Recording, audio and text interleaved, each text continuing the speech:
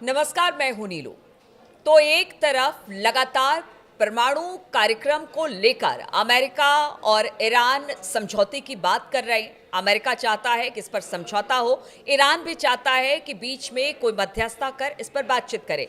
लेकिन इसी बीच एक बड़ी खबर आ गई है रूस को लेकर। रूस चाहता है परमाणु रिएक्टर लगाया जाए ईरान में।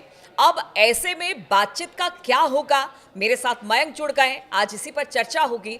मयंक, ये बड़ी खबर है। एक तरफ तो परमाणु कार्यक्रम पर समझौते की बात ईरान और अमेरिका कर रहा है, लेकिन दूसरी तरफ परमाणु रिएक्टर लगाना रूस की तरफ से, इसको कैसे देखें हम? देखिए, ये असल में अमेरिका और इजराइल के लिए बहुत बड़ा झटका माना जा रहा है। अभी तक जिस बात को लेकर एकदम युद्ध जैसी स्थिति खड़ी हुई है, न्यूक्लियर डील को लेकर कोई बात आगे बढ़ी ही नहीं है और युद्ध की स्थिति खड़ी हुई है। कभी भी ईरान और अमेरिका के बीच एक जबरदस्त युद्ध हो सकता है। और युद्ध की मूल वजह क्या है? वो है ईरान का परमाणु कार्यक्रम, जो अमेरिका रोकना चाहता है, इजराइल उसको रोकना चाहता है। यहाँ तक कि इसके लिए पूरे मिडिल ईस्ट को एक बड़े युद्ध में झोंकना के लिए अमेरिका तैयार खड़ा हुआ है। ऐसी स्थिति के बीच ये खबर आ रही है कि रूस जो है वो ईरान में परमाणु रिएक्टर्स लगाने पर, परमाणु यूनिट्स लगाने पर विचार कर रहा है, न्यूक्लियर यूनिट्स लगाने पर विचार कर रहा है। ये अपने आप में अमेरिका और इजराइल के लिए एक बहुत ही बड़ा सेटबैक से कम नहीं है। देखिए, जिस परमाणु कार्यक्रम को लेकर अमेरिका सैंक्शंस लगाने की बात कर रहा है, अपने वॉर प्लेन्स भेज रहा है, ऐसे स्थिति में रूस की तरफ से ये संकेत मिलना कि भाई हम जो है वो ये प्लान कर रहे हैं कि वहाँ पे आपके जो न्यूक्लियर रिएक्टर्स हैं उसमें हम मदद करें या अपनी तरफ से कुछ न्यूक्लियर प्लांट्स लगाएं। ये अपने आप में एक ऐसी स्थिति है कि आपने सीधा जो है अमेरिका को चैलेंज कर दिया है रूस ने यहाँ पे। देखिए, इसके पीछे ये आज की बात नहीं है। ये जनवरी इस साल 2025 में जनवरी में जब ईरान और रूस के बीच एक बड़ा समझौता हुआ था, ये तब की बात है। अब ईरान के जो राष्ट्रपति हैं वो रूस के दौरे पे गए थे, पेजेश्कियान। वहाँ पे जनवरी में रूस और ईरान के बीच में एक बड़ा समझौता हुआ, जिसको ये कहा गया कि भाई ये 20 साल के लिए ये एक विजन अब हम आगे शेयर कर रहे हैं। और उस समझौते के बाद, देखिए, उस समझौते के बाद इसको एक रणनीतिक स्ट्रैटेजिक पार्टनरशिप की तरह लिया गया कि इस पूरे ओवरऑल दोनों की बायलैटरल जो रिलेशनशिप है ईरान और रूस का, उसको कहा गया कि ये एक स्ट्रैटेजिक पार्टनरशिप, अगले 20 सालों का विजन हम तय कर रहे हैं।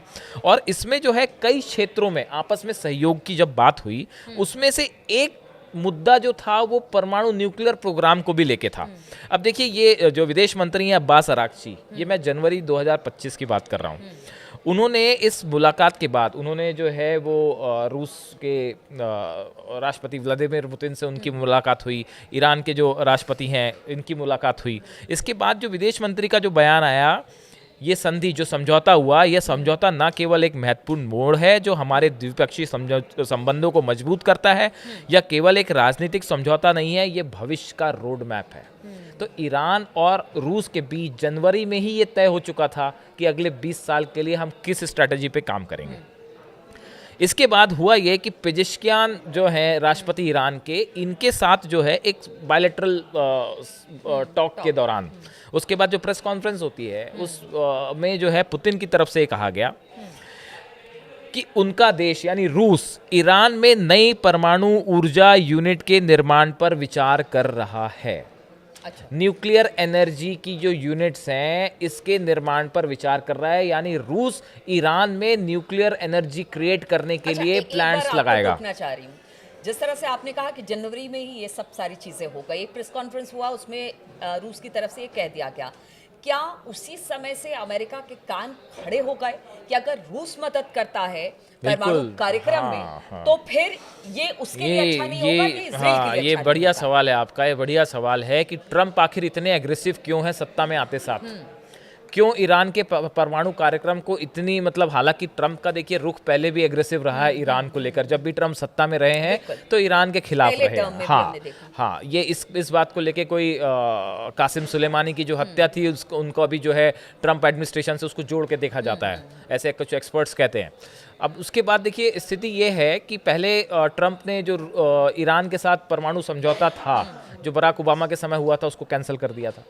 उसके बाद अब ये जो आपने सवाल पूछा कि क्या ये जो जनवरी में बायलैटरल टॉक हुआ ईरान और रूस का, और उसके बाद व्लादिमीर पुतिन का ये कहना कि साहब हम ईरान में न्यूक्लियर एनर्जी यूनिट्स लगाना चाह रहे हैं, उन्होंने न्यूक्लियर रिएक्टर नहीं कहा, रूस ने उसको न्यूक्लियर एनर्जी यूनिट्स कहा है। तो न्यूक्लियर एनर्जी जब बन रही है तो उस न्यूक्लियर एनर्जी का इस्तेमाल तो कुछ भी हो सकता है, उसका इस्तेमाल तो हथियार बनाने में भी हो सकता है और बिजली जलाने में भी हो सकता है। तो देखिए किसी भी तरह का न्यूक्लियर कोऑपरेशन रूस और ईरान के बीच होना ये अमेरिका और इजराइल के लिए एक बहुत बड़ा झटके से कम नहीं। और दूसरी चीज़ देखिए क्या है कि जो ये न्यूक्लियर एनर्जी है, न्यूक्लियर आप जब हथियारों की बात करते हैं उसके लिए तो रूस भी ये इस बात को तैयार है और ईरान लगातार कह रहा है कि भाई हम जो है वो अपना परमाणु कार्यक्रम आगे नहीं बढ़ा रहे हैं, हम कोई हथियार नहीं बना रहे, लेकिन हमारी जो अपनी खुद की नीड्स हैं, भाई आपको देश में बिजली सप्लाई करनी है, उद्योगों के लिए बिजली की ज़रूरत है, अलग अलग कारखानों के लिए बिजली की ज़रूरत है, इसके लिए हमको जो है अपने न्यूक्लियर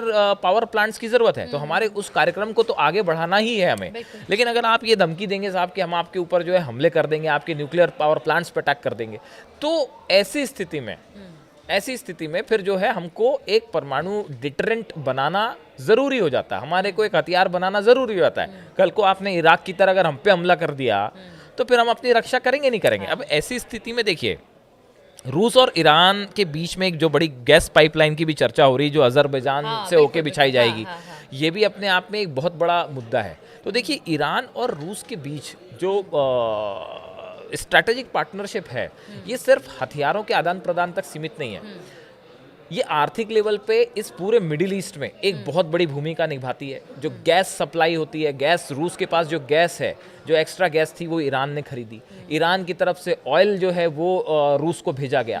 जब भी हथियारों की ज़रूरत पड़ी, ड्रोन की ज़रूरत पड़ी तो ईरान ने ड्रोन प्रोवाइड किए। जिस समय रूस यूक्रेन युद्ध एकदम पीक पे चल रहा था और बाइडन एकदम अगेंस्ट खड़े हुए थे रूस के, पुतिन के, उस समय ईरान ने उसकी हमेशा मदद की। ऐसी स्थिति में अब ये एक नई खबर आना, देखिए इसका इंपॉर्टेंस ये है क्योंकि न्यूक्लियर डील को लेकर कोई समझौता नहीं हो पा रहा है। खामेनी अपनी शर्तों पे हैं, अमेरिका अपनी शर्तें मनवाने का जोर डाल रहा है। ऐसी स्थिति में जब न्यूक्लियर डील को लेकर युद्ध होने की आशंका है, ऐसे में अगर ये खबर आए कि रूस ये चाह रहा है कि ईरान में परमाणु यूनिट्स लगाई जाएं, तो ये एक इस तरह की बात है, ये अमेरिका को सीधी चुनौती है कि भाई आप जो चाहे कहते रहिए, हम तो वही करेंगे, ये हमारा अधिकार है और हम उसके हिसाब से चलेंगे। तो पुतिन ने एक प्रकार से देखिए पिछले कुछ दिनों में शुरुआत में चर्चा हो रही थी कि ट्रंप और पुतिन की दोस्ती बड़ा कमाल कर देगी, लेकिन अगर आप देखें कि पिछले 15-20 दिनों में ये दोस्ती की जो चर्चाएं थी ना, ये थोड़ी सी संतुलन बिगड़ गया है।